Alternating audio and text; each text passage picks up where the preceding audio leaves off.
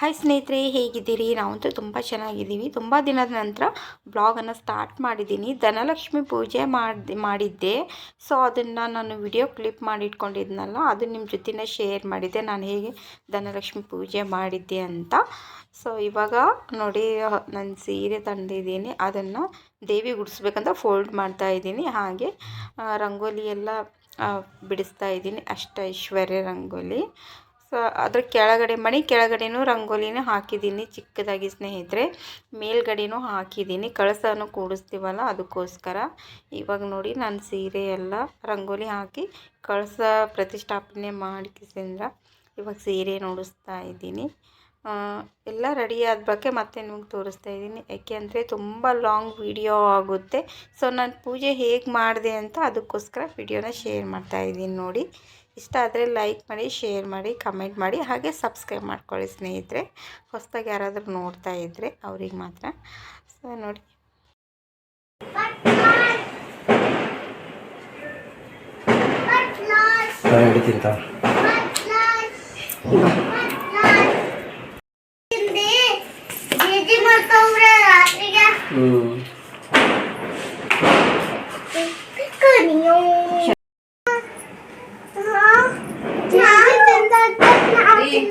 ದೀಪ ಸಣ್ಣ ಮಾಡ್ರಿ, ಸ್ವಲ್ಪ ದೀಪ ಸಣ್ಣ ಮಾಡ್ರಿ. ಆರತಿ ಬೆಳಗಿರಲ್ಲ,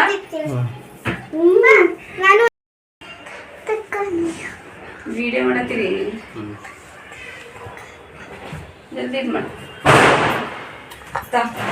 ನೀನು ಫೋನ್ ಪೇ ಮಾಡತ್ತೆ ಅಂತ ಈಗ ಮತ್ತೆ ಮಾಡಕತ್ತಾ.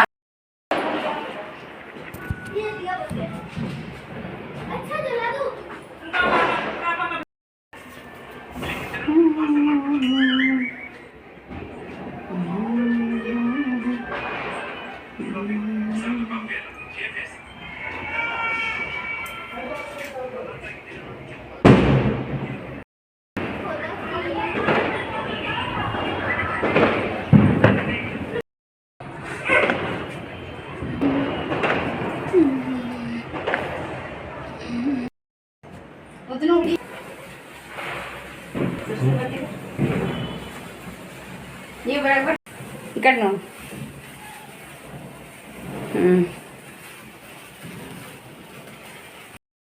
ಕುಡಿ, ಹಾಯ್ ಆಡ ಅಯ್ಯಪ್ಪ, ಕುಣಿಯದೆ ಬರೀ ಕುಣಿಯದೆ ಕುಣಿಯದೆ ಕುಣಿಯದೆ ಕುಣಿಯದೆ.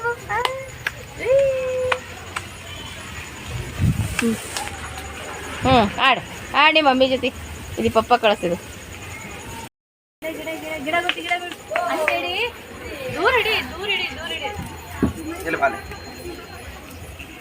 ಹಾಂ ತೊಗೊಂಬ.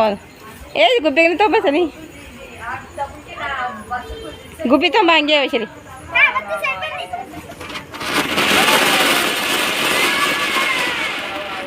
ಇನ್ನೊಂದು ಗಿಡ